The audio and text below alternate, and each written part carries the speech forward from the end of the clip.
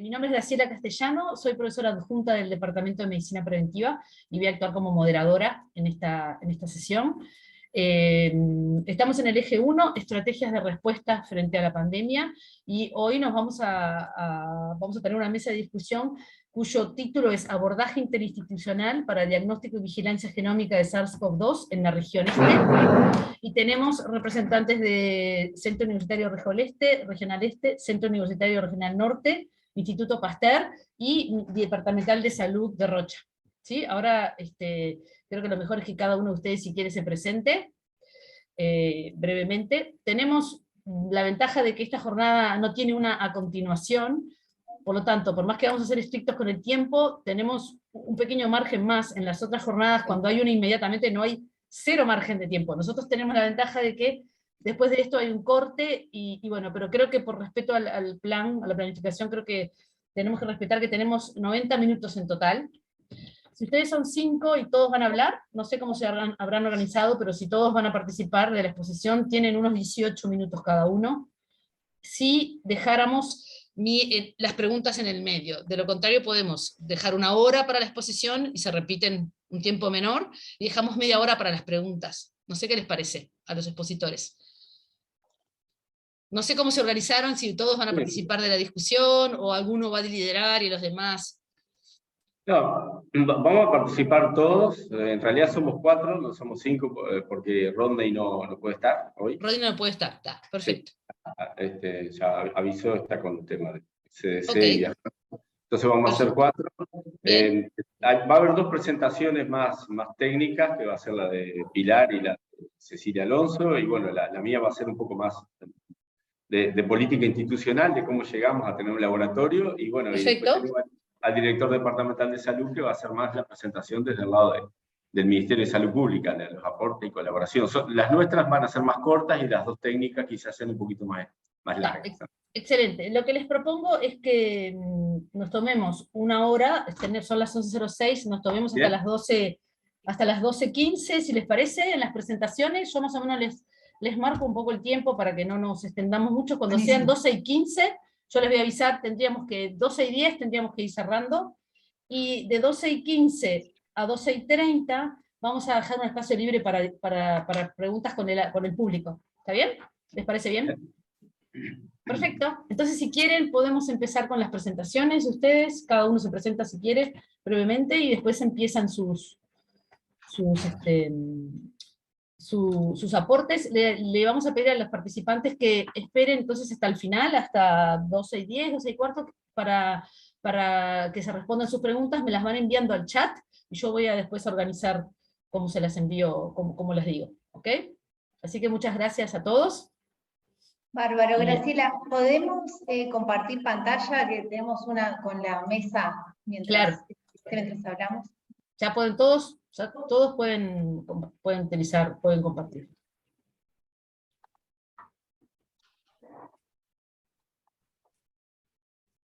¿Quedó? Sí. Sí. Bien, arrancamos con la breve presentación.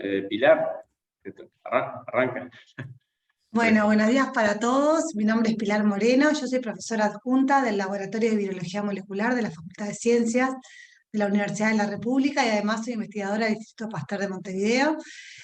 Bueno, básicamente la idea un poco de esta charla, nosotros estuvimos colaborando de cerca con la gente del CULE de Rocha, específicamente con Cecilia Alonso, en todo lo que fue la puesta a punto del diagnóstico molecular de SARS-CoV-2 en la regional, así que parte de lo que les voy a contar es, bueno, cómo llegamos a ese contacto con Cecilia, y bueno, cómo fue ese proceso, que la verdad que fue un proceso sumamente gratificante para nosotros, y me imagino que para el regional también, de la transferencia tecnológica del kit de detección molecular de SARS-CoV-2.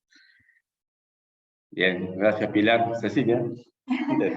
Bueno, soy Cecilia Alonso, soy también profesora adjunta del Centro Universitario Regional del Este. Mi área de trabajo es la ecología microbiana de sistemas acuáticos, pero bueno, gracias a todo lo que vamos a ver de construcción interinstitucional y de gran apoyo de los colegas del área específica de virología, es que logramos montar este centro acá. Bueno, gracias Cecilia. Tenemos al doctor Diego Pintado, que se va a presentar. ¿Qué tal? Yo soy el doctor Diego Pintado, actualmente como director de salud aquí en Rocha. Nada que ver mis especialidades, yo soy oncólogo y emergentólogo, pero bueno, esta vez me tocó bailar con el tema de la pandemia, lo que es gestión, que para mí era totalmente desconocido, así que bueno, es un gusto estar con ustedes hoy. Bueno, como ya le dije, Ronda y Colina no puede estar, así que nada, me presento yo. Soy profesor agregado acá en el CURE también, pero actualmente, y mi rol hoy un poco en esta discusión, es como director de la sede Rocha del Centro Universitario Regional del Este, en la cual estoy repitiendo dirección, el segundo periodo de dirección, y bueno, en el medio de este periodo me encontró la pandemia, y contaremos, bueno, desde nuestro lado, toda la parte más de gestión y política universitaria que desarrollamos para llegar a buen puerto con el laboratorio, que creemos que llegamos a buen puerto. Después lo veremos. Así que bueno, gracias.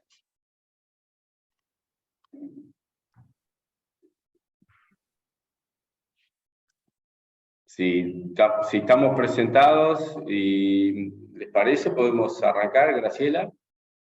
Bien, bueno, entonces yo voy a ir haciendo un poquito de moderador interno en el grupo y les iré pasando la palabra. Iba a hacer una pequeña introducción nada más, breve, para darle más tiempo a las compañeras que van a presentar, como les decía, aspectos mucho más ricos, más técnicos. Nada, comentarles que el título ya dice mucho: abordaje interinstitucional para el diagnóstico y vigilancia genómica. El título, digo, expresa mucho, porque expresa mucho de lo que pasó realmente y de lo que le vamos a contar.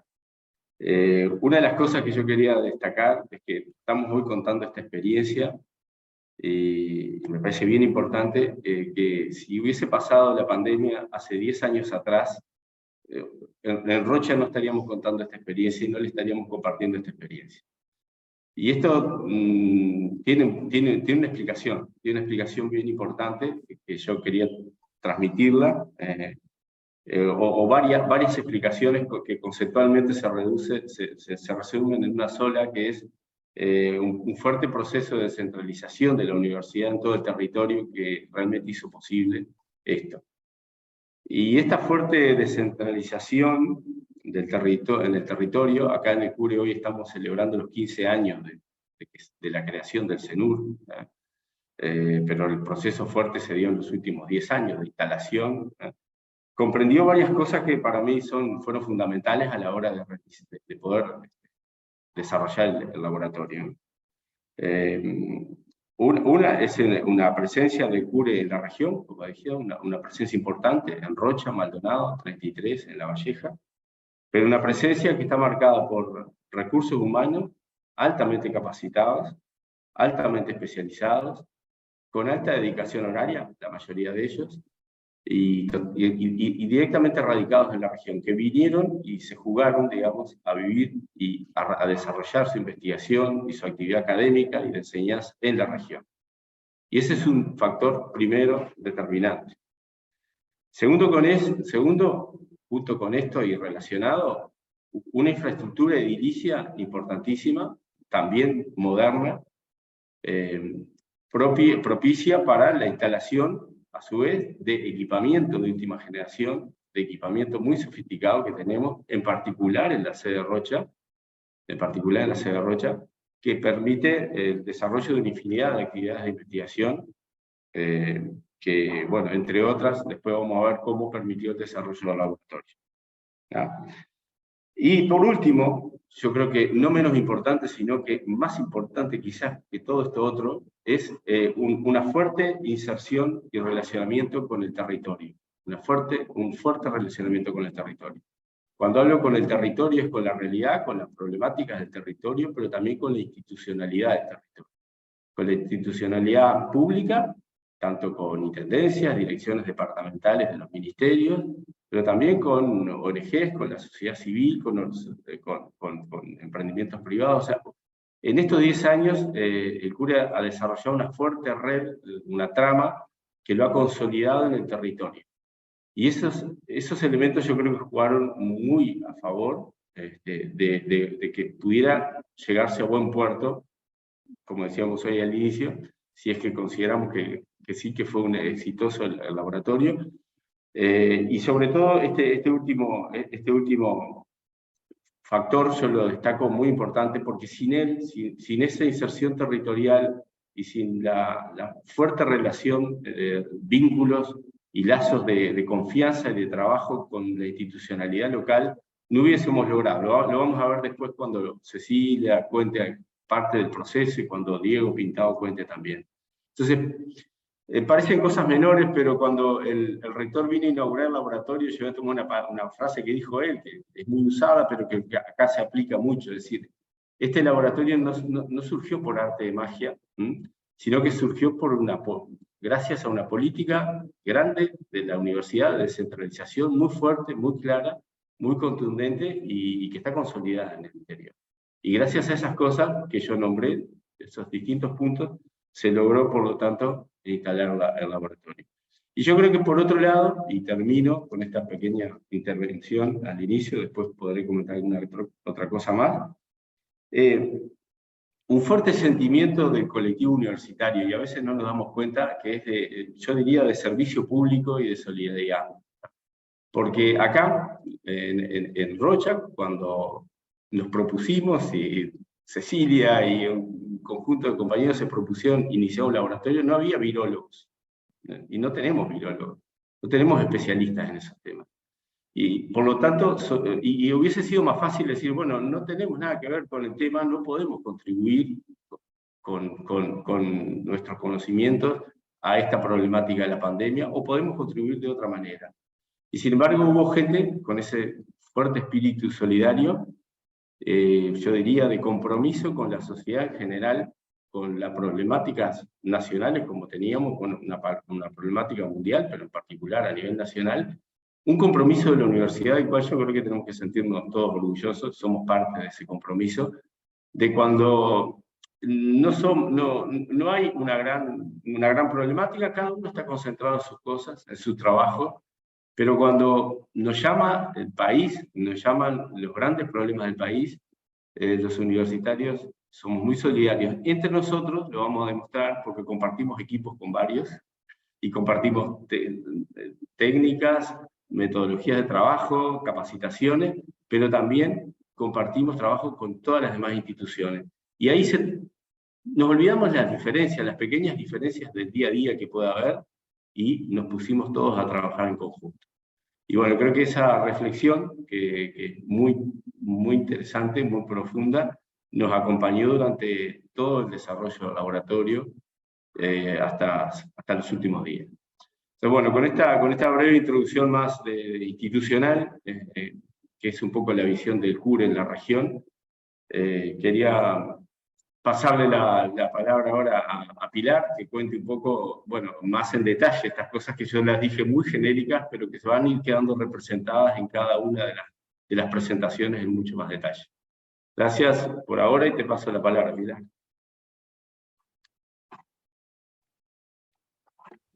Javier, muchísimas gracias por pasarme la palabra. Bueno, muchísimas gracias primero que nada por la invitación a participar. Yo les voy a compartir una presentación que en realidad lo que ¿la ven bien? Sí. En definitiva, lo que voy a tratar de mostrar en esta presentación es desde el contexto en que comenzó, digamos, todo este desafío de generar una red de laboratorios, hasta cómo fue desde nuestra perspectiva esa transferencia que hicimos a la Regional Este, al laboratorio de la doctora Cecilia Alonso. Básicamente este es un trabajo donde participó mucha gente, es un trabajo que lideramos con el doctor Gonzalo Moratorio, desde el Laboratorio de Virología Molecular de la Facultad de Ciencias y el Laboratorio de Evolución Experimental de Virus del Instituto Pasteur.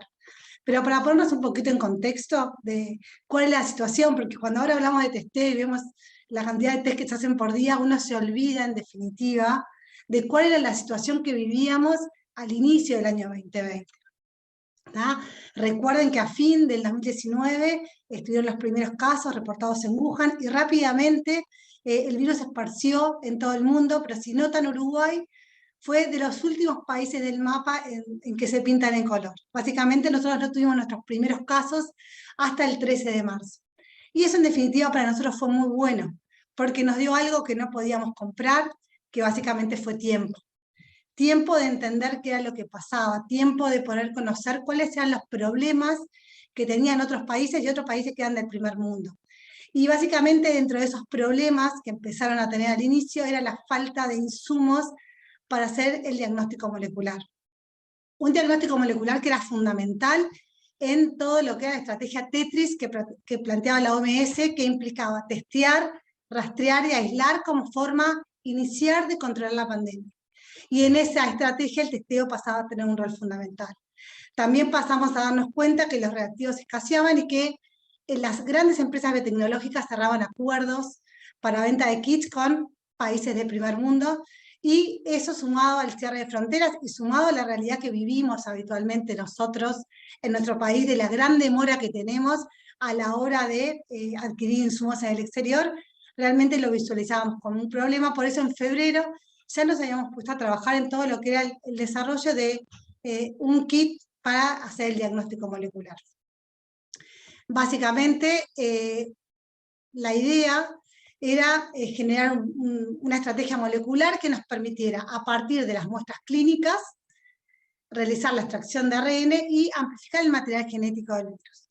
Básicamente, esta estrategia la realizamos en colaboración entre la Universidad de la República, el Instituto Pasteur y la empresa TGen. Se basó en la amplificación de 2 regiones del genoma viral, muy conservadas, por lo cual eran muy buenas para poder detectarlo, y además un control interno. Y ese desarrollo lo kitificamos, o sea, básicamente lo producimos en forma de cajita, donde cualquier laboratorio que contara con todos los recursos humanos y además el material y el equipamiento necesario lo pudiera realizar sin dificultad. Entonces llegamos, al 30 de abril con el kit pronto, y que básicamente lo que nos permitía era diferenciar entre un paciente positivo y negativo, que era en ese momento lo que el país estaba necesitando, poder identificar cuáles eran aquellos pacientes que debíamos aislar. Entonces teníamos el test, pero nos dábamos cuenta que eso claramente no era suficiente. ¿Por qué? Porque primero que nada, para aumentar el testeo necesitábamos financiación. ¿Financiación para qué? Para poder producir esos kits. Y en este marco fue muy importante el aporte que hizo la ANI y que hizo el Fondo de Convergencia Estructural de Mercosur, que financió prácticamente la producción de más de 400.000 test. También no solo era tener los kits, sino también es tener laboratorios que pudieran de alguna manera implementar esos kits. Entonces surge la idea de la creación de la red de laboratorios públicos COVID-19, que en realidad en su momento se fue generando naturalmente, ¿no? Naturalmente, laboratorios que tenían las capacidades se fueron acercando de alguna manera para ver cómo podían implementar el test de diagnóstico, y también la necesidad de tener recursos humanos formados, ¿no? Y ahí me parece que es importante resaltar la importancia que tuvo durante todo este proceso los estudiantes de posgrado y los investigadores que se comprometieron con el proceso, que dejaron de lado la mayoría de los casos sus tesis de maestría, sus tesis de doctorado, con los atrasos que eso conllevó hoy en día, que muchos de ellos están quedando sin beca, porque si bien se alargaron los plazos, no se alargaron las becas, entonces están quedando sin beca por un atraso que tuvieron por hacer de esto como un servicio público. Entonces, cuando hablamos de la red de laboratorios públicos COVID-19, en un inicio nos focalizamos en hacer la transferencia a todo lo que eran laboratorios públicos que ya contaban, en algunos de los casos, con laboratorios de biología molecular, y la transferencia se realizó entonces en una primera instancia a laboratorios de clínicos del sector público, del Hospital Maciel, del Hospital Pasteur, del Instituto Nacional de Cáncer, del Hospital Pediátrico y, en el caso de la UDELAR, al Hospital de Clínicas. De estos casos, el Hospital Maciel es uno de nuestros casos, digamos, bandera, porque el Hospital Maciel en ese momento no contaba con un laboratorio montado, entonces hizo el montaje desde cero, y ahí volvemos a lo que hablaba un poco Javier de la interinstitucionalidad, cómo diferentes instituciones participaron de forma activa en todo lo que fue ceder equipamientos, ceder reactivos, hacer la interconexión, generar, digamos, bases de datos con un inventario de equipamientos que podían ser donados a préstamo en las instituciones que no contaran con el equipamiento necesario para hacer, digamos, el testeo. De estos 5 laboratorios se sumaron rápidamente del interior laboratorios de diagnóstico, en realidad laboratorios de investigación que se convirtieron en laboratorios de diagnóstico. Otra cosa de las cosas que vimos que pasaba en el exterior es que había muchos equipamientos ociosos. Solamente el diagnóstico se hacía en laboratorios de diagnóstico. Y los laboratorios de investigación no habían sido habilitados como laboratorios de diagnóstico. Y este fue uno de los problemas que nosotros visualizamos. Entonces conseguimos lo que fue el redireccionamiento, digamos, de laboratorios académicos a que se transformaran en laboratorios de diagnóstico. Y acá lo que ven son una de las primeras fotos que surgen cuando intentamos generar lo que fue el diagnóstico del Instituto Pasteur, las primeras reuniones de voluntarios que se sumaban entonces a todo lo que era el desarrollo de esta nueva plataforma del instituto. Pero además se sumaron en el interior el laboratorio del doctor Rodri Colina, que también es un laboratorio de investigación de la Universidad de la República, en el sur litoral norte de Salto, que se reconvirtió entonces para hacer diagnóstico. Se hizo la transferencia también a Tacuarembó, a la sede de línea de ILAB y de UDELAR, donde también desde el laboratorio de Rodri Colina se hizo la transferencia tecnológica a Tacuarembó. Y por último, el foco, digamos, de esta charla, que fue la transferencia que pudimos realizar al laboratorio de la doctora Cecilia Alonso de Ecología Molecular del Centro Universitario Regional Este en el departamento de Rocha. Básicamente esto muestra primero que nada la importancia que si ven el mapa, constituimos una red de 9 laboratorios, de los cuales 4 eran laboratorios de investigación que se reconvirtieron a laboratorios de diagnóstico, y eso es algo a destacar. Y ahí también destacar el apoyo que tuvimos desde el Ministerio, que rápidamente habilitó estos laboratorios para que pudieran hacer el testeo, y creemos que eso fue fundamental también en todo lo que fue el aumento del testeo en el primer año de la pandemia. Pero ahora contarles un poco cómo fue este proceso que vivimos con el CURE de Rocha, y quiero contarles que fue en los primeros días de abril que Cecilia nos manda un mail y se comunica con nosotros, poniendo a disposición de forma muy generosa su laboratorio, que no trabajaba en virología, como ya lo mencionó Javier, que era un laboratorio de ecología molecular, pero diciéndonos que ya tenía la infraestructura y que ellos querían poner su laboratorio al servicio del país, en definitiva, al servicio del testeo. Y bueno, y de esa forma empezamos entonces la colaboración con la Regional Este. En una primera instancia tuvimos una reunión en la que Cecilia y Juan vinieron a nuestro laboratorio, que está en el Centro de Investigaciones Nucleares, en la Facultad de Ciencia. Realmente para nosotros, quiero decir, en ese momento, nos contactaron, pero hacen ecología molecular. Realmente era como raro que estuvieran tan interesados en poder sumarse. La verdad que eso siempre lo valoramos, que se pudieran mover de su zona de confort, y que frente a una situación particular como era la pandemia, donde se necesitaban de los laboratorios, ellos hubieran decidido dejar de lado sus investigaciones y transformar su laboratorio de ecología molecular en un laboratorio de diagnóstico para SARS-CoV-2. Realmente creo que ya primero que nos parecía raro, y nos encantó la propuesta, y bueno, después que los conocimos, Cecilia, que vino con Juan, realmente nos dimos cuenta que era una posibilidad que realmente que se podía concretar. En esta primera reunión nos centramos en las necesidades que tenían los laboratorios de diagnóstico, qué equipamiento tenían, qué equipamiento faltaba, qué reactivos debían tener, y bueno, y una vez que más o menos eso estuvo todo armado, lo que hicimos fue mandar una comitiva que viajó en julio del año 2020 a la Regional Este, al CURE de Rocha, para todo lo que fue la transferencia tecnológica entonces del kit de diagnóstico y del diagnóstico en sí al laboratorio de ecología molecular. Y bueno, acá básicamente lo que les quiero dejar son algunas de las fotos que surgieron durante esa transferencia. Esa transferencia implicó la formación de recursos humanos en todo lo que era el trabajo con muestras clínicas. Yo no voy a hablar de cómo fue todo el tema de cómo se modificó el laboratorio, porque eso va a entrar Cecilia. Yo les voy a contar más que nada desde nuestro lado, o sea, qué fue lo que nosotros pudimos aportar. Realmente desde el lado de ellos hay mucho trabajo que ya se hará evidente con la presentación de Cecilia, pero básicamente primero fue la formación de recursos humanos que no trabajaban en nuestras clínicas, más allá que algunos de ellos sí, que habían contratado sí, pero bueno, cuáles eran los niveles de seguridad. Recuerden también que en un inicio, hoy en día, estábamos muy familiarizados y el trabajo del laboratorio cambió, pero en ese momento también está bueno contextualizar que Uruguay los primeros meses hacía 100 test por día, que había mucho miedo, porque no sabíamos qué era lo que iba a pasar, porque no conocíamos todavía el virus, no conocíamos, o sea, todos los cuidados parecían poco, ¿no?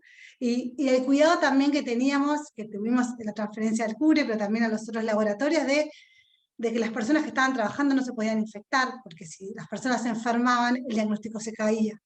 Entonces, todos los cuidados parecían poco. Entonces, bueno, en esa transferencia, ahí vimos fotos de muchas de las personas que participaron, pero se hizo la formación de recursos humanos, se llevaron también muchos de los reactivos, además del kit, las cosas que faltaban en su momento y que eran difíciles de adquirir, porque recuerden, teníamos cerrados los aeropuertos.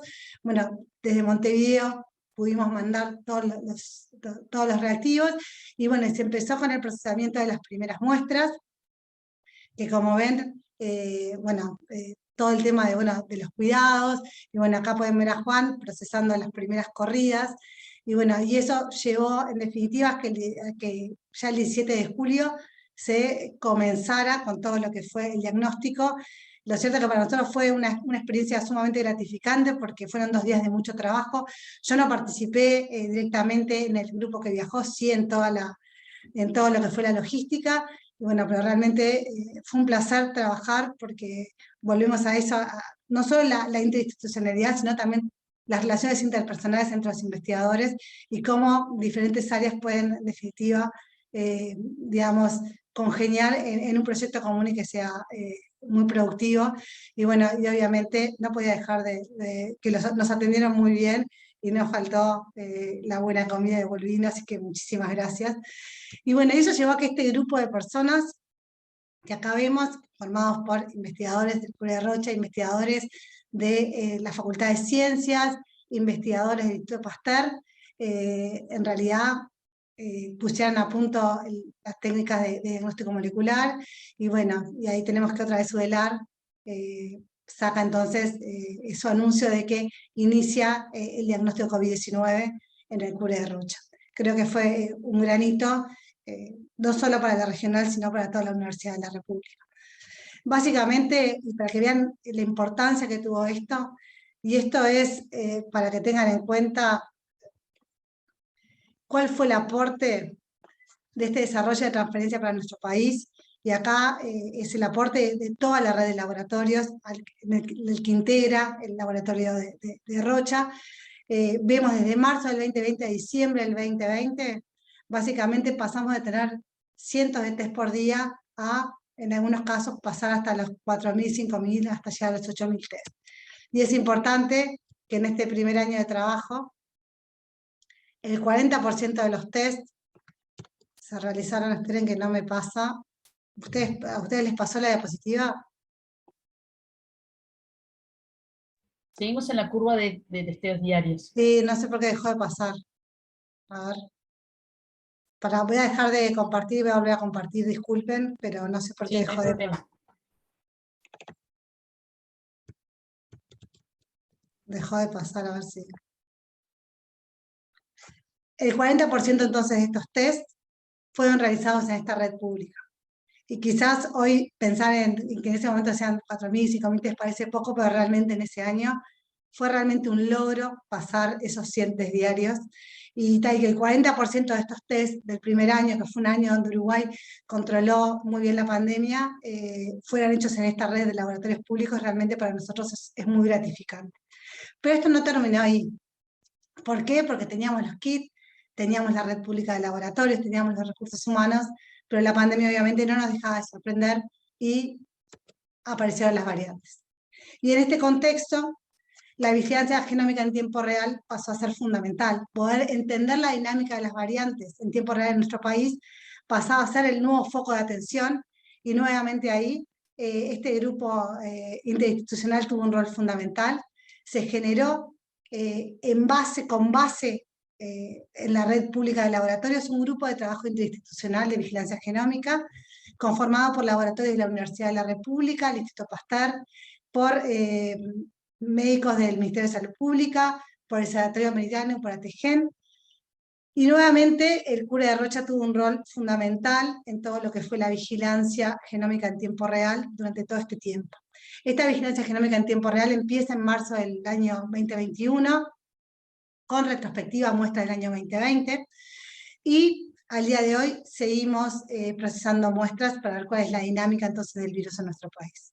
Básicamente, para que entiendan cómo era el flujo de trabajo en este grupo interinstitucional, los laboratorios, los hospitales públicos y privados enviaban sus muestras a los centros de diagnóstico, entre los que se encontraba el Centro de Diagnóstico de la Regional Este, y los casos positivos eran reenviados al Instituto Pasteur de Montevideo, al Centro de Investigación de Innovación en Vigilancia Epidemiológica, para establecer las variantes. ¿Cómo establecíamos esas variantes? Lo que llamábamos variantes de preocupación, básicamente por estrategias de PCR que se desarrollaron específicamente, muy similares al testeo original, pero enfocados a todo lo que era la detección de variantes de preocupación. Entonces, una primera instancia era por PCR, y posteriormente aquellas variantes de preocupación, muchas de ellas eran digamos, verificadas por secuenciación, y a su vez aquellas que no eran variantes de preocupación también eran secuenciadas para eventualmente poder identificar variantes que fueran nuevas. O sea, nosotros sabemos que el virus muta constantemente, y bueno, determinadas mutaciones le pueden dar determinadas ventajas, y bueno, también estaba bueno, además de buscar lo conocido, también buscar algo que pudiera emerger en nuestro país. Para que se hagan una idea, el día de hoy llevamos procesadas más de 12.900 muestras, y por secuenciación más de 3.500, y vale la pena destacar que más de 800 corresponden al departamento de Rocha, lo cual demuestra la importancia que tuvo entonces el laboratorio de diagnóstico de la regional en la transferencia de muestras positivas para hacer la vigilancia genómica. Y bueno, ¿qué aportes, para que tengan una idea, se realizaron en estos estudios para que se pueda ver la importancia? Bueno, primero que nada, reportamos en febrero del 2021 el ingreso de gamma. Y acá quiero que vean esta gráfica, que es el eje de las X, vemos el tiempo.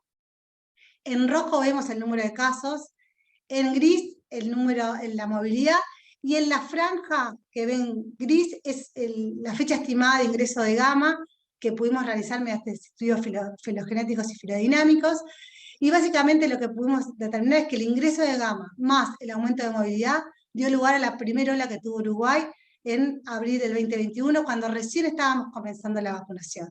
Y más importante aún, el estudio de secuenciación, los estudios filogenéticos, nos permitió identificar, esto para los que capaz que no saben, esto es un árbol filogenético que básicamente lo que hace es agrupar las secuencias por similaridad genética. O sea, es como un árbol genealógico donde la gente más emparentada está más cerca. Acá los virus más emparentados están más cerca. Y solamente quiero que vean lo que ven marcado en rosado. Estas son todas las variantes que secuenciamos de muestras uruguayas.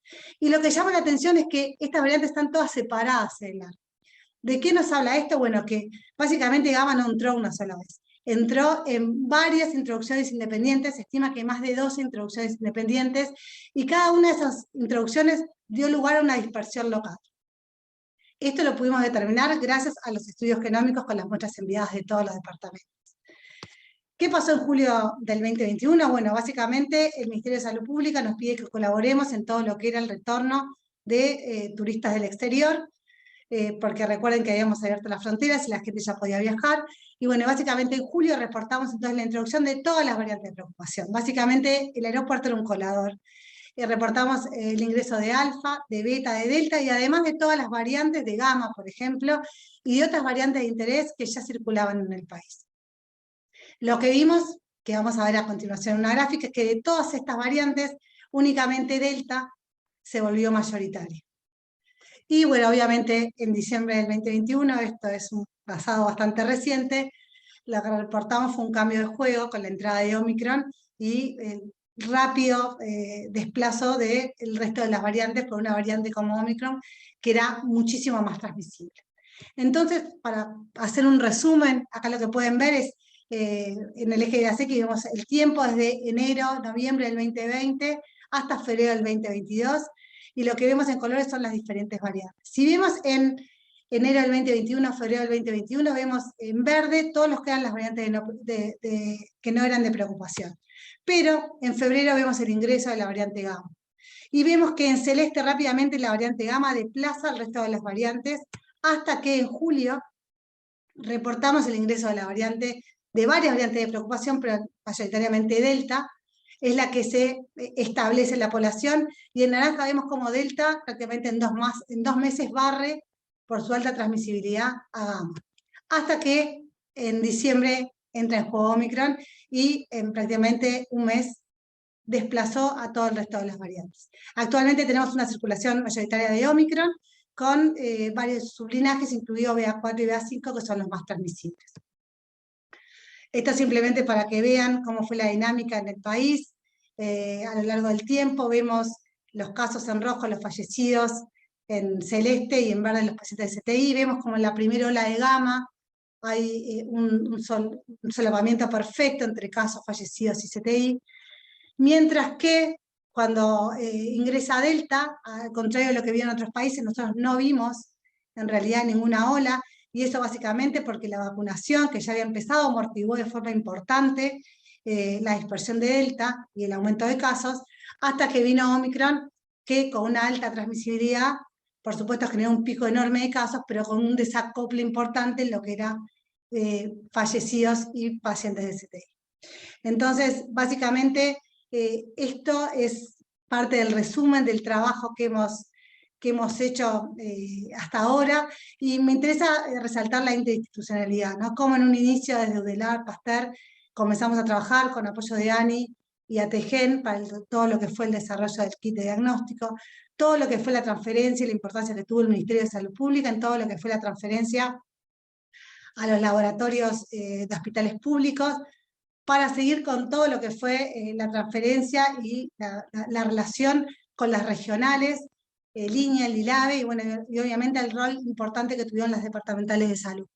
Y me interesa destacar también que además de las instituciones, la importancia de las personas que están atrás de las instituciones, porque realmente más allá de las instituciones, creo que en el caso, quiero resaltar el rol que tuvo Cecilia en todo lo que fue la transferencia a la regional este, porque realmente fue la proactividad de ella y de su equipo, su iniciativa, que realmente llevaron también de alguna manera a la concreción del diagnóstico en la regional. Y quiero terminar también con unas palabras que dijo nuestro rector Arim en la inauguración del laboratorio, que es invertir en conocimiento en jóvenes y en capacidades en todo el territorio nacional, da frutos justamente en contextos complejos como este que el país está atravesando. Y creo que tomando esto y tomando también la frase de Claude Lar de estar al servicio de la sociedad, creo que este es un claro ejemplo de cómo pudimos volcar nuestros conocimientos a afrontar un problema concreto. Y para terminar, acá tenemos la despedida que nos hicieron Joaquín y Javier.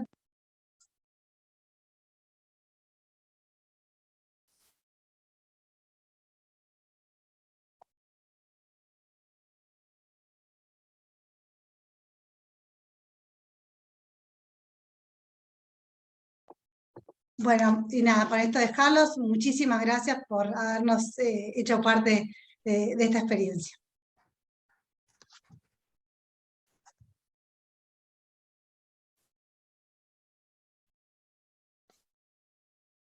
Bueno, muchas gracias, Pilar.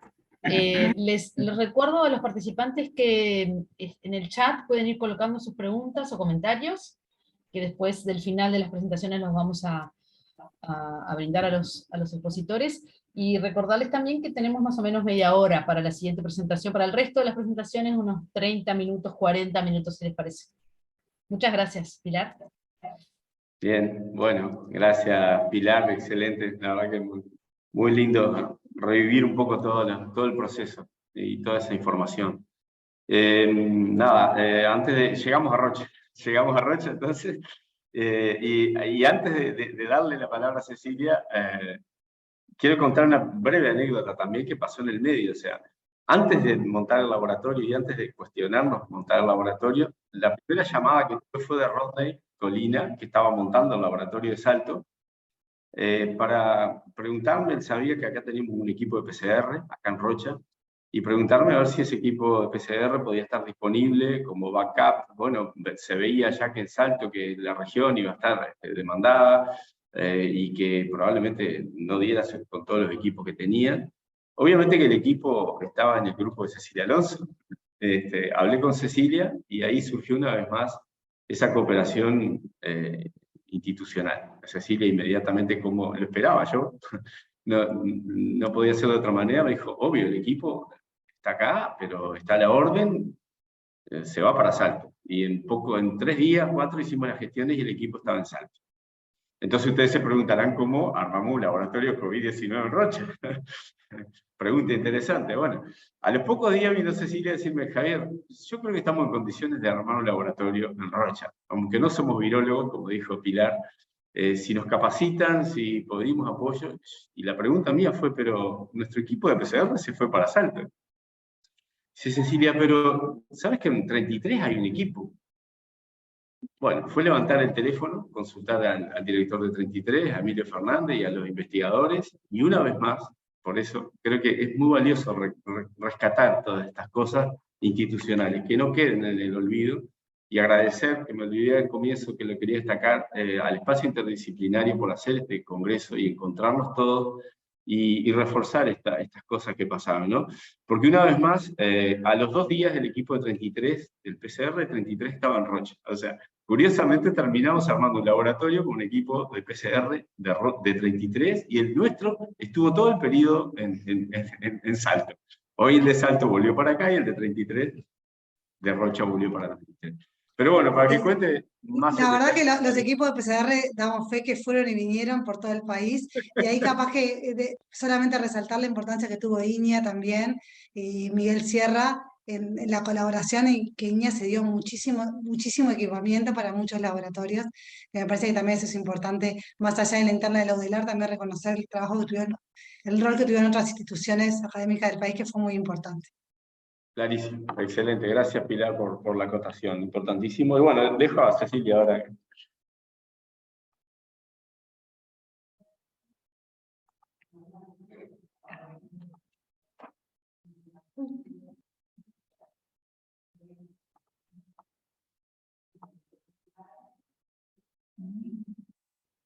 A ver, perdón, que una cuestión de...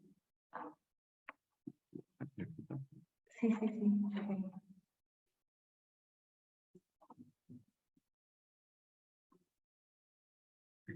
Ahí está.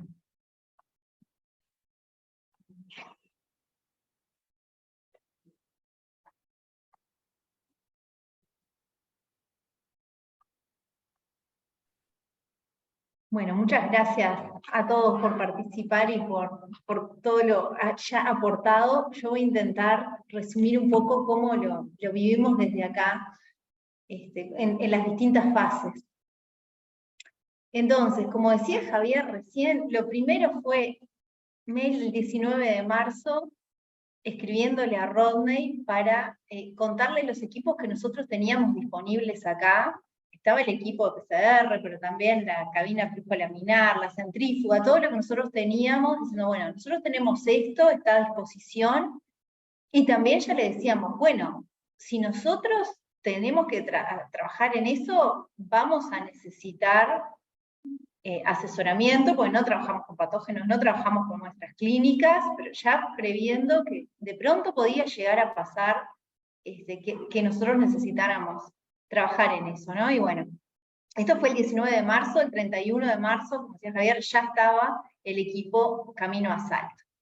Pero en el interín seguíamos avanzando y trabajando, y como ya les contaba a Pilar, nos contactamos con Pilar y con Gonzalo, que estaban liderando todo lo que era el desarrollo, ya tenían el test listo cuando se detectaron los primeros casos en Uruguay, y estaban en ese momento en plena transferencia a todos los laboratorios, y bueno, ya mandamos el equipo, 2 semanas después ya estábamos en el laboratorio de ellos, en donde nos mostraron cómo se hacía, porque claro, nosotros no trabajábamos en el área, manejábamos las herramientas, pero había toda una parte que nosotros no manejábamos, y eso era lo que justamente queríamos ir y ver si nosotros éramos capaces de hacer.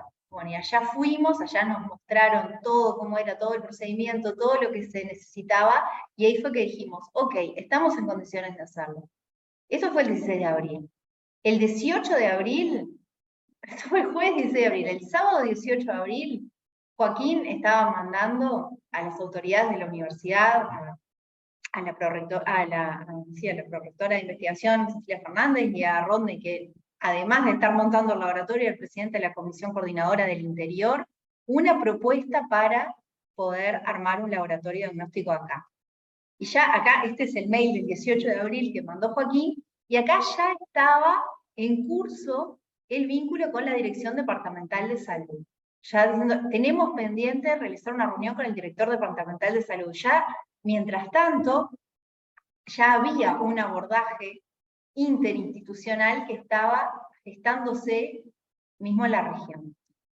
Entonces, bueno, por un lado, las cuestiones que a mí perdón que voy un poco para atrás, que yo quiero resaltar es un poco, bajar un poco más a tierra lo que adelantaba Javier de por qué fue esto posible. Bueno, fue posible porque hubo una rápida respuesta y una rápida coordinación con las autoridades universitarias, con los colegas especializados en el área, un compromiso institucional que abarcaba no solo a la Universidad de la República en sus distintos servicios, al Instituto Pasteur, sino también a lo que eran las autoridades del Ministerio de Salud Pública.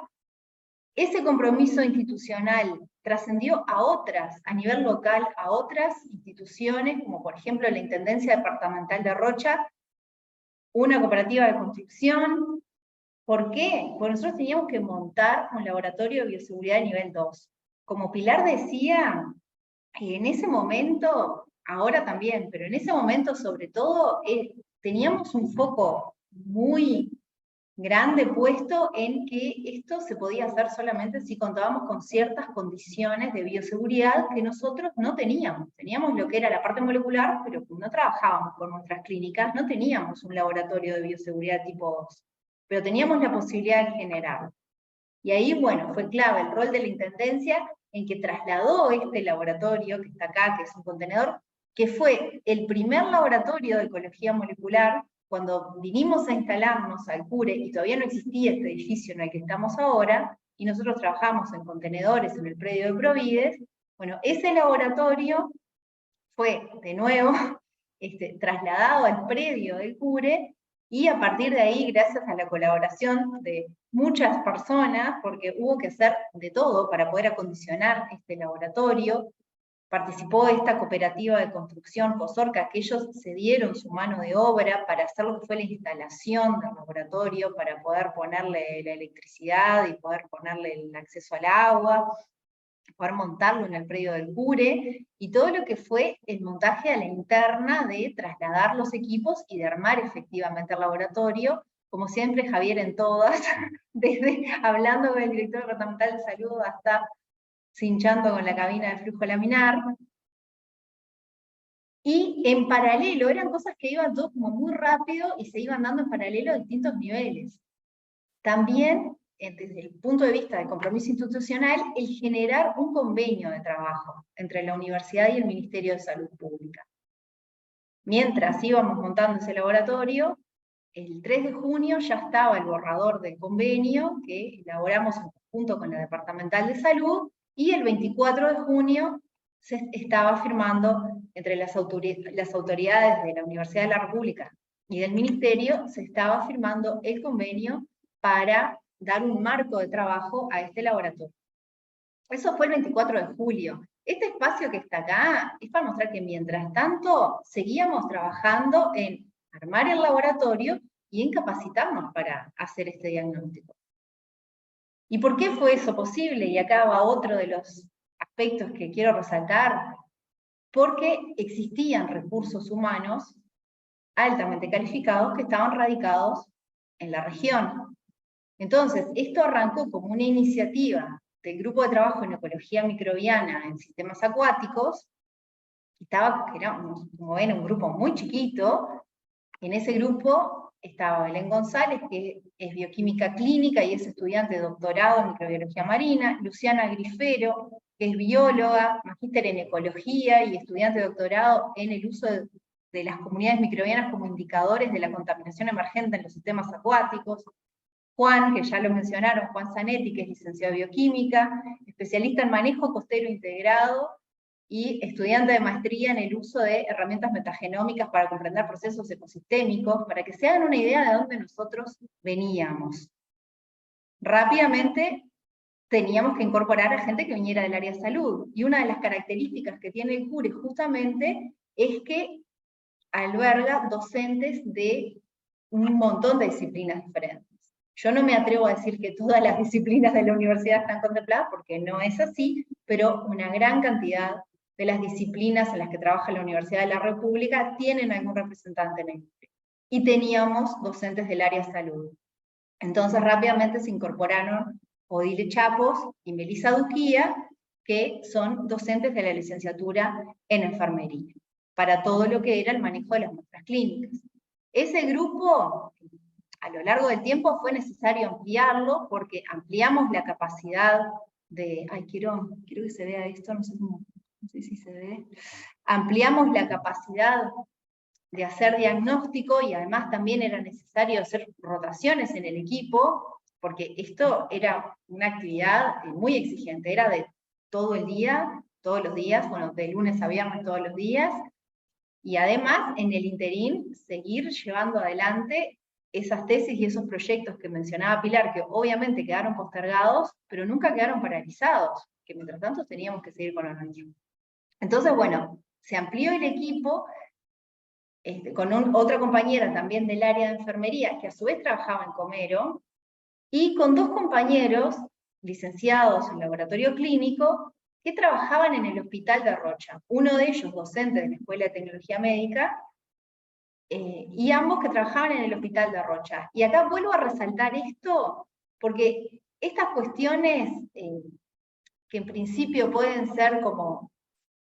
aparecer como, bueno, qué casualidad que justo tenían una bioquímica clínica, que justo tenían uno que sabía de PCR en tiempo real, que justo había gente del área de salud. Bueno, no es justo, es parte de todo este proceso de creación de este centro y de relación entre las distintas instituciones. El tener este pequeño grupito de base hizo posible que, con la ayuda de nuestros colegas del área de virología, que eran los que efectivamente sabían del tema y los que habían desarrollado el diagnóstico, nosotros pudiéramos tener esa capacitación y poder llegar. Esta foto, que ya la mostró Pilar, y que yo se las vuelvo a mostrar acá, por todas estas sonrisas que se ven acá, son del segundo día de entrenamiento. Esa misión que mostró Pilar, que se vino a Rocha a entrenarnos, fue el 16 de julio, llegaron el 16 de julio del 2020, tuvimos esta jornada muy tranquilos, y en la noche del 16 de julio del 2020 nos llaman desde la Dirección Departamental de Salud para decirnos que había un brote en el Chuy, si podíamos analizar las muestras. Nosotros estábamos montando el laboratorio y capacitándonos. Llamo primero a Gonzalo, está esta situación, ¿lo hacemos? Gonzalo dice, sí, vamos para adelante. No sé a quién llamé primero, pero me acuerdo esa noche, llamé a Gonzalo, llamé a Javier, y avisé al equipo de trabajo, ¿está esta situación? ¿Encaramos? Y todo el mundo dijo, sí.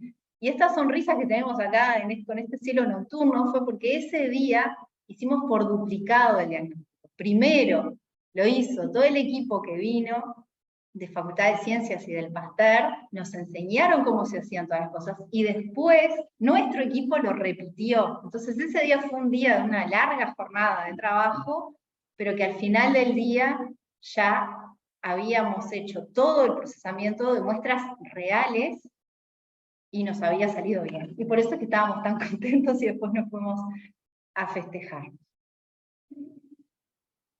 Entonces, bueno, a partir de ahí todo fue trabajo, trabajo, trabajo. Desde la primera parte de recibir las muestras, este es el laboratorio de bioseguridad, y bueno, como ven, todos los implementos que se requerían para trabajar ahí. La parte más del laboratorio molecular, que era lo que nosotros estábamos más habituados, y bueno, y lo que era el análisis de los resultados. Durante todo este tiempo, el laboratorio funcionó hasta diciembre del año pasado. Teníamos un grupito de WhatsApp que era con nuestros compañeros de Facultad de Ciencias y el Instituto Pasteur, al cual recurríamos cada vez que pasaba alguna cuestión, era un SOS, y sabíamos que ahí iba a haber una respuesta. Entonces podíamos trabajar con esa tranquilidad que nos ven acá, gracias a que había un backup ahí, que bueno, cada vez que lo requerimos, estuvo presente.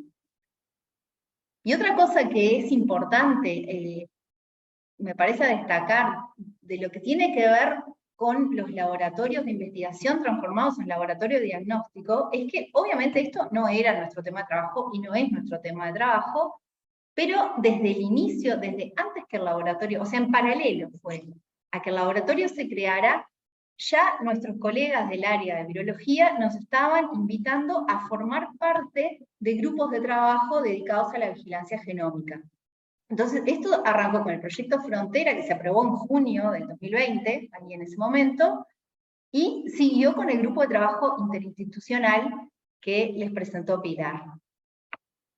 Esto que está acá, que les estoy mostrando acá, perdón, esto es cuando se otorgó el proyecto Frontera, que fue a través de la Fundación Manuel Pérez, y esto es la portada de uno de los 23 informes que fueron realizados mientras nosotros trabajamos, ¿no? Ahora el grupo sigue trabajando y sigue haciendo informes, pero bueno, mientras nosotros formábamos parte de este grupo de trabajo interinstitucional, es la portada de uno de esos 23 informes al Ministerio de Salud Pública, y acá ven todas las instituciones participantes, que incluían diversos servicios de la Universidad de la República, diversos laboratorios del Instituto Pasteur, el Ministerio de Salud Pública, pero también privados, como adelantaba Javier, el Sanatorio Americano, por ejemplo.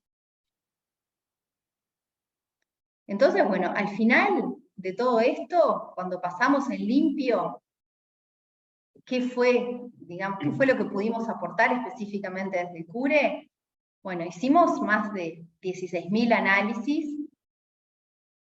La mayoría de ellos fueron para ACE, casi 15.000 fueron reportados a ACE, pero también trabajamos en colaboración con otras instituciones, por esto que decía Javier de la integración del CURE en el territorio.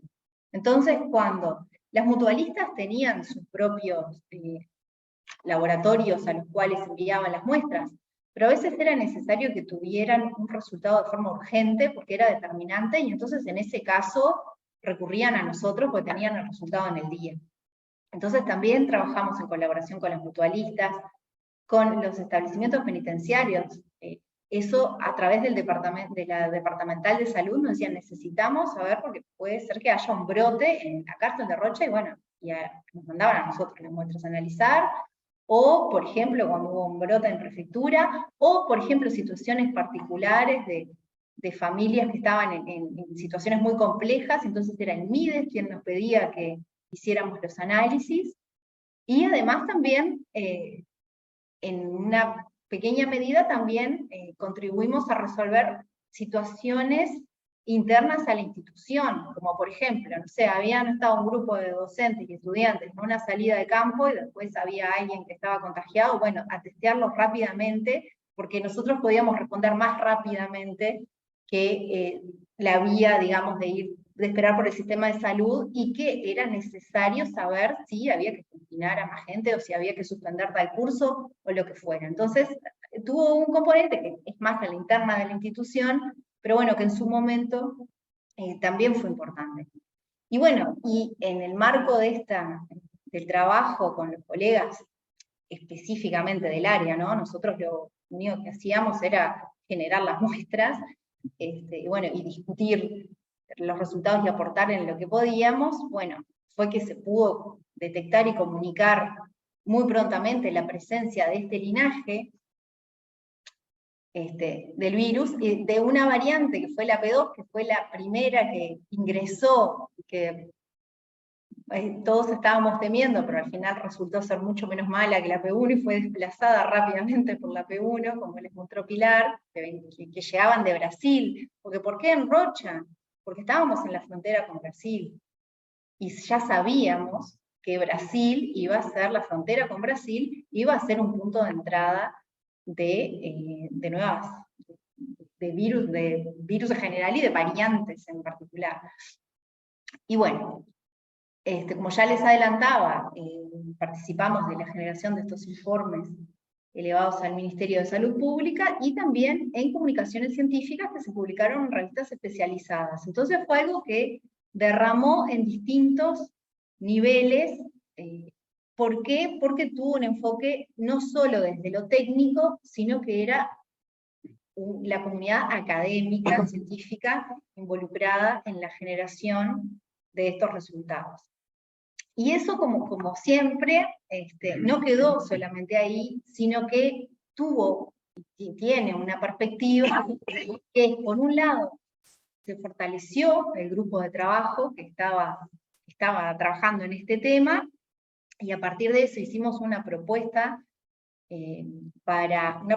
docente para justamente ampliar la oferta académica en temas de microbiología, de biología molecular, de bioinformática, que tenga, ahí volvemos a las bases, aplicaciones en las ciencias ambientales, que es nuestro fuerte, pero también gracias a la incorporación de compañeros del área de salud, también a las ciencias biomédicas. Seguimos ampliando las colaboraciones porque nuestros colegas del área social nos invitaron a participar de un proyecto de fondos para temas para facilitar la comprensión pública de temas de interés, que es con un grupo de antropólogos, en los cuales estamos trabajando, ayudando a entender las diferentes posiciones y las diferentes perspectivas de diferentes actores en nuestro país frente a lo que ha sido la toma de medidas terapéuticas y preventivas en la pandemia. Y es algo que así se podría seguir con muchas cuestiones, ¿no? Algo que también a mí me dejó recontenta es que, y en gran medida fue por la participación de Mauricio y de Diego en el equipo, que son funcionarios del Hospital de Rocha, que son licenciados en laboratorio. En el Hospital de Rocha se montó un laboratorio de biología molecular para diagnóstico.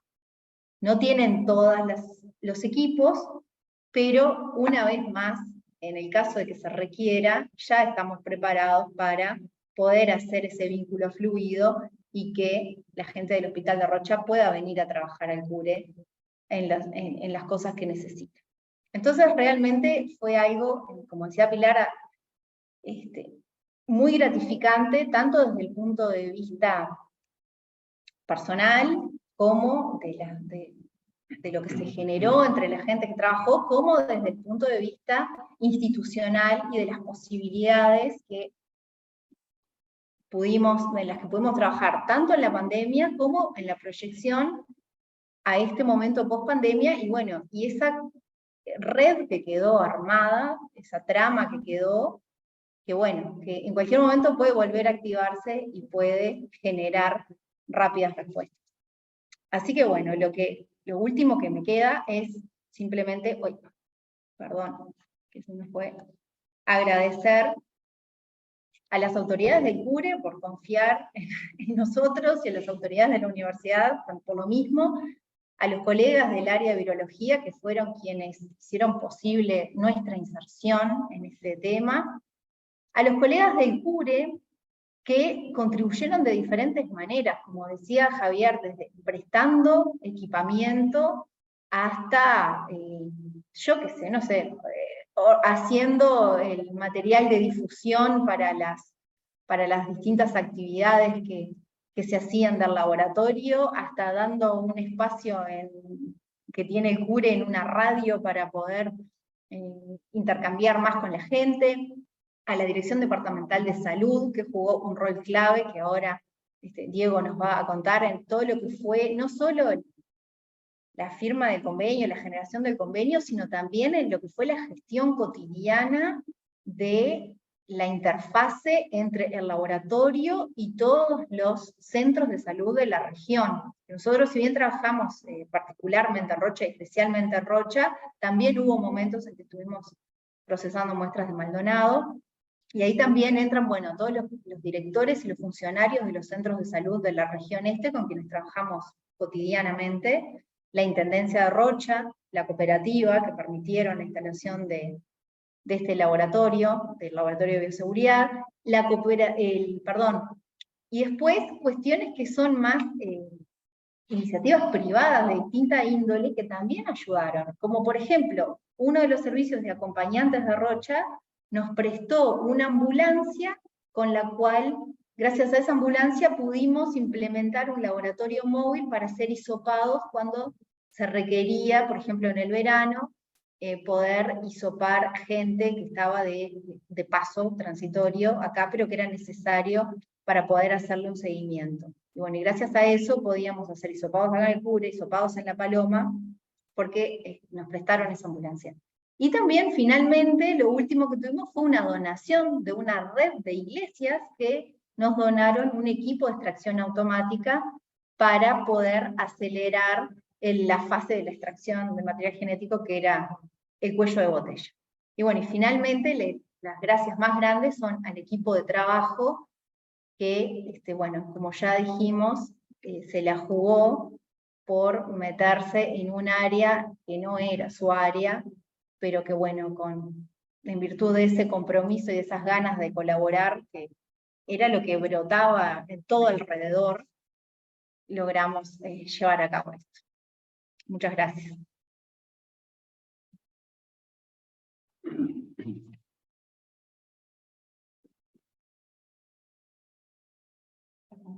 Bien, Graciela, no sé cómo estamos de tiempo. Seguí.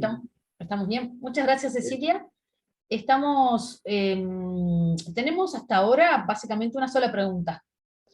Entonces digo, creo que podemos seguir un poco más, porque nosotros terminamos y 30, estamos llegando a, son 12:14 por ahí, así que podríamos tener unos 10 minutos más de repente, y 20 les aviso, para que si surge alguna otra pregunta y puedan responder la única pregunta que tenemos hasta ahora, el único comentario o pregunta que tenemos.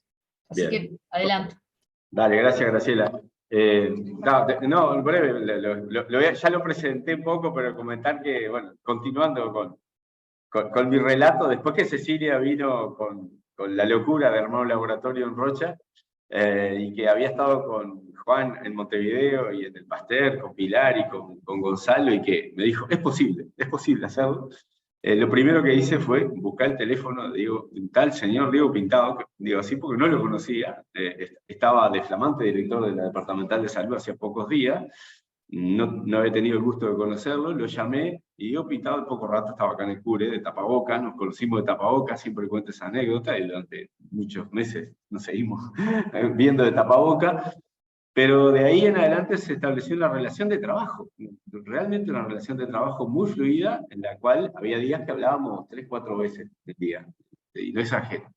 Y así solucionamos un montón de problemas, y el Ministerio, por medio de la Departamental de Salud, nos solucionó un montón de problemas, firmando un convenio, pero no solo firmando un convenio, aportándonos materiales que no teníamos nosotros, por ejemplo, túnica sobre túnica, zapatones, guantes, ¿no? Una cantidad de materiales que nosotros no teníamos por no ser un laboratorio especializado en diagnóstico, pero aparte, como decía Cecilia, fue el nexo fundamental con todo el sistema de salud.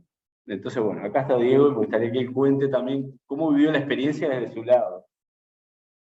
Bueno, realmente yo los admiro por el poder de síntesis que tienen, ¿no? Porque a mí con el diario del lunes me parece que fue una eternidad. Y lo asimilo mucho a las hazañas que tenemos los uruguayos, y parece como el accidente de los Andes. El día que me encontré con el laboratorio y nos conocimos con Javier, realmente era una utopía. Entonces necesitábamos esa uruguayés, y de repente juntarnos de repente un poco locos y un poco audaces en determinadas cosas y decir, vamos a hacerlo, que de alguna forma lo vamos a poder lograr. Y difícilmente también el tema de lo que es la idiosincrasia muchas veces y luchar también contra la burocracia de lo que es el Estado. Entonces, pero bueno, se armó un equipo que nunca dijimos que no a nada. Ese es el tema que yo creo que es a resaltar, la actitud, es decir, se puede, y aunque veíamos que teníamos que subir la montaña, de alguna forma lo íbamos a hacer. Y para eso pedíamos ayuda y, por supuesto, jerarquizar lo que fue la interinstitucionalidad, que todo el mundo puso manos a la obra sin ningún peros. Y en eso, por eso, tenemos un montón de anécdotas, pero en ese sentido siempre se hizo a la uruguaya, es decir, precisábamos tapabocas, precisábamos equipo de protección personal, de repente se nos acababa, bueno, vamos a conseguir sobre túnicas, no teníamos. El ministerio tiene un rol que es rector, y con el sistema integrado de salud, nosotros no tenemos o sea, no prestamos directamente la atención, es decir, que trabajamos con los prestadores de salud, pero muchas veces había que conseguir material, y bueno, y le decía a Javier, le decía a Cecilia, de algún lado lo vamos a conseguir. Y así era. Así que la verdad que fue muy largo el camino y creo que ahora, visto con la distancia del tiempo que pasó, fue un éxito, ¿no? Pero yo lo atribuyo básicamente a la actitud de decir se puede. Y en esto me parece que como universitario, y uno que tiene un cariño especial a lo que es UDELAR, yo personalmente trabajé muchos años en el hospital de clínica, nada que ver con transfusionista, en el banco de sangre, después fui docente en la parte de oncología como grado 2 en la cátedra, es decir, y uno desarrolla ese sentimiento y diría esa gratitud que uno le tiene a la universidad por todo lo que le ha dado. Entonces, de alguna manera, también es gratificante en este momento poder haber logrado esto, y más que nada aquí en el este, y no es un tema menor, porque también hay que luchar con todo lo que es la centralización. Todo se centraliza en Montevideo, nosotros eso lo luchamos día a día, lo luchamos en el propio ministerio, y el tener la joya, como le digo a Javier, a Cecilia, aquí en el este, que es el CURE, la verdad que es un orgullo para todos los que estamos aquí en esta zona. Bueno, muchas gracias, Diego. Yo solo quisiera terminar agradeciendo de forma genérica nada más, primero al espacio interdisciplinario por haber organizado, a los organizadores que organizaron este congreso,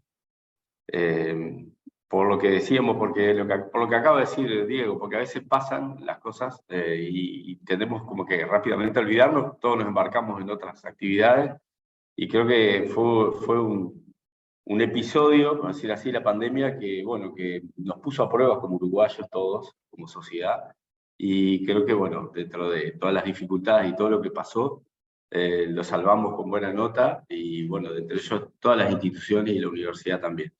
Pero sobre todo destacar y reforzar algo que también dijo Pilar, que agradecer a las instituciones que participaron a todas, pero agradecer a las personas, porque las instituciones están conformadas por personas, y en definitiva son las personas las que se involucran o no se involucran, como decía Diego recién.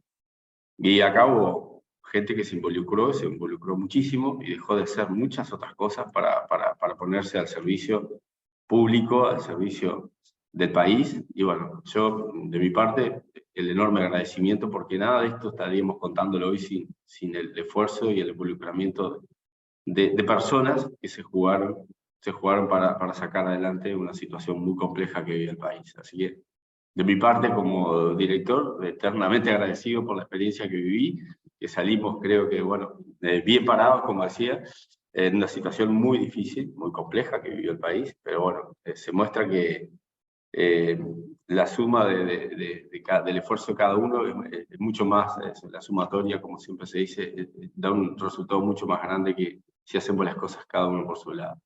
Así que muchas gracias, y no sé, Graciela, si hay preguntas. Muy bien, bueno, tenemos básicamente una sola pregunta. Yo sugería al participante que la hiciera directamente, pero no he tenido respuesta, así que bueno, la voy a hacer yo. La pregunta es un comentario complejo y largo que no voy a poder transmitir, pero hay finalmente un núcleo de detalle que está vinculado al punto de corte de los test de PCR y para SARS-CoV-2, y en base a eso, ¿cómo se determinó el protocolo de acción?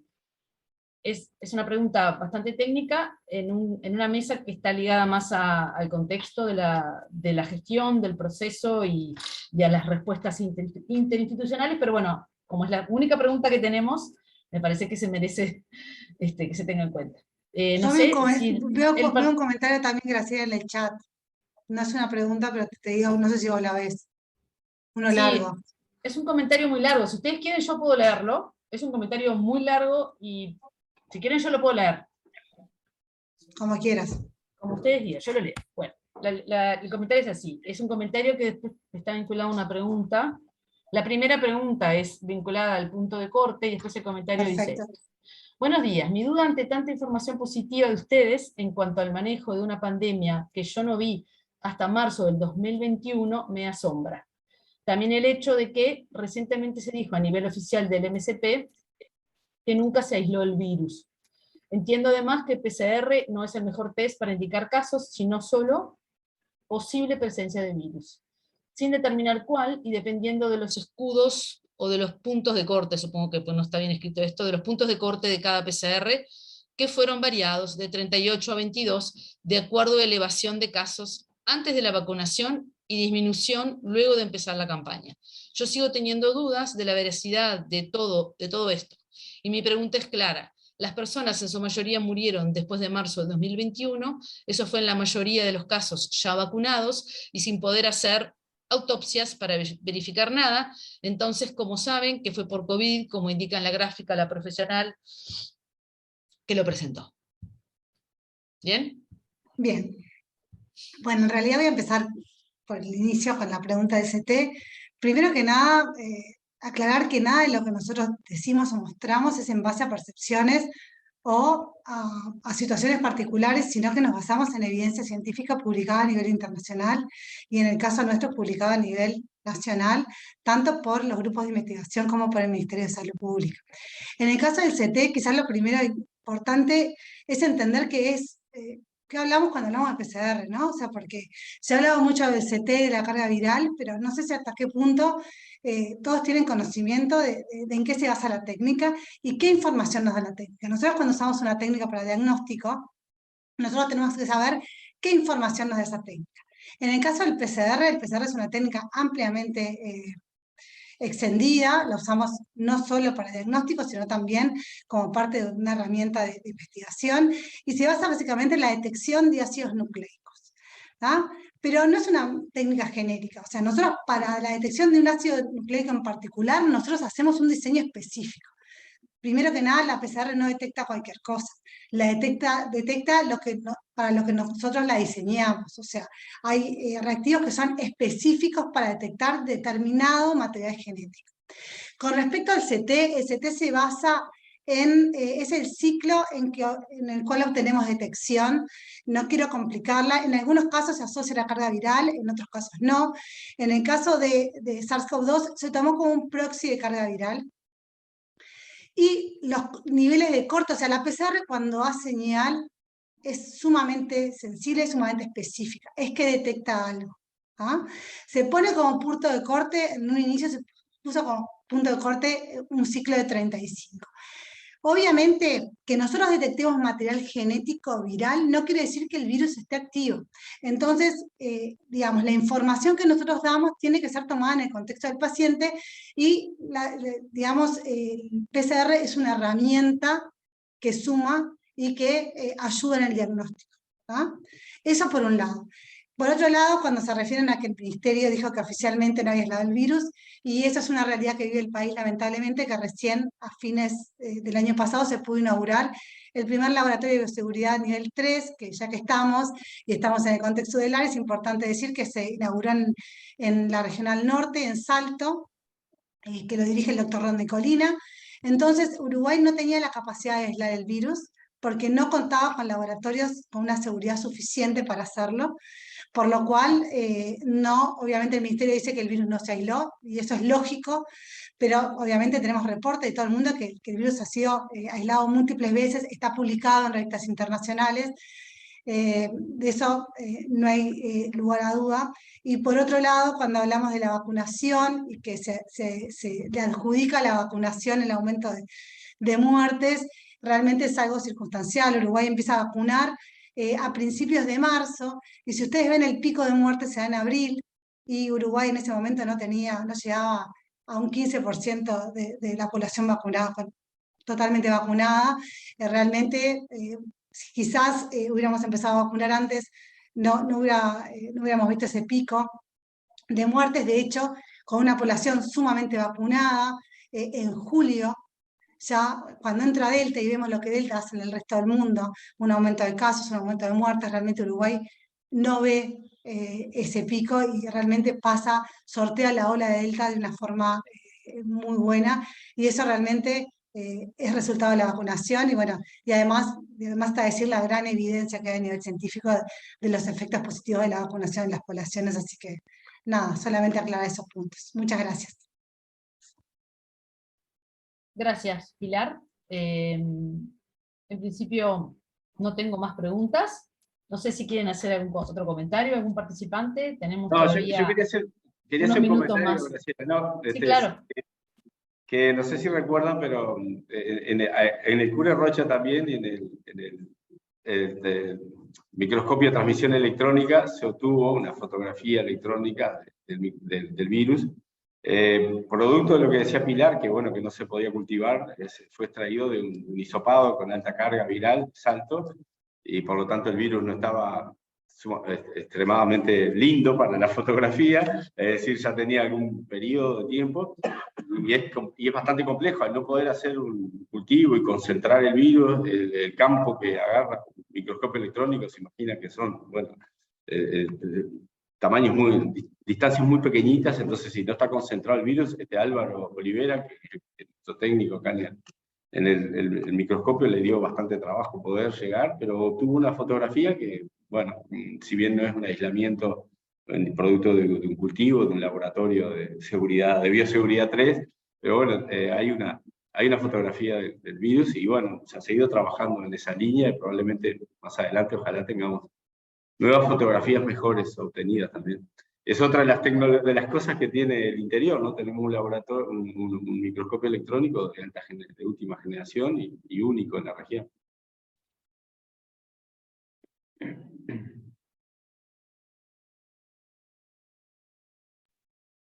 Bueno, muchas gracias a todos los participantes.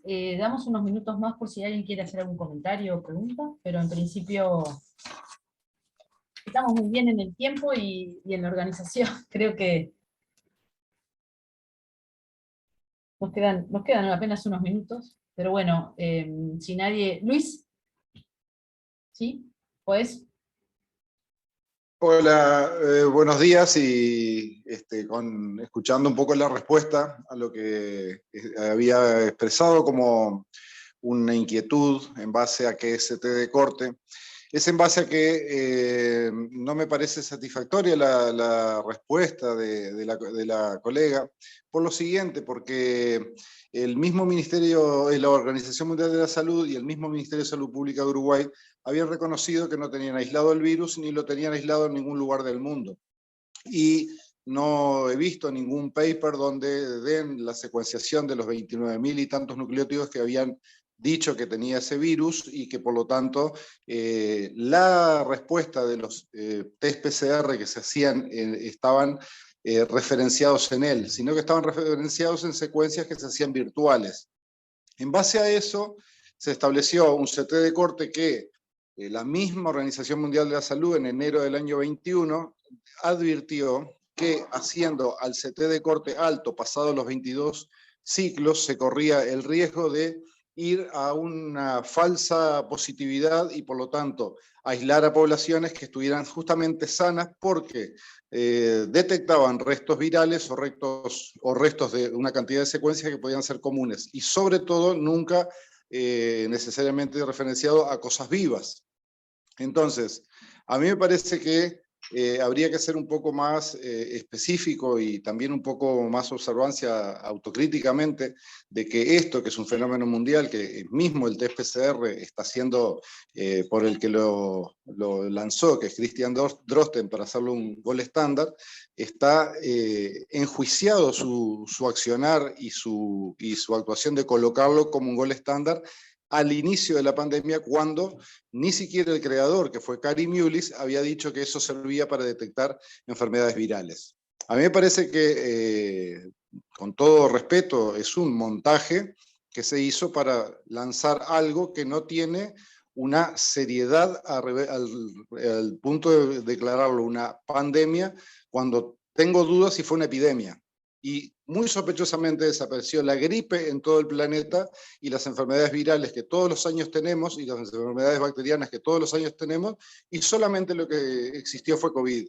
A mí me parece que, con todo respeto, no es serio que den una respuesta tan flechada en base a mirarse a la actuación propia sin darse cuenta de los contextos científicos en los que siempre se evaluaron las epidemias de uso corriente en los inviernos que hemos tenido en todo el planeta. Un virus no aparece al mismo tiempo en todos los climas en todo el mundo.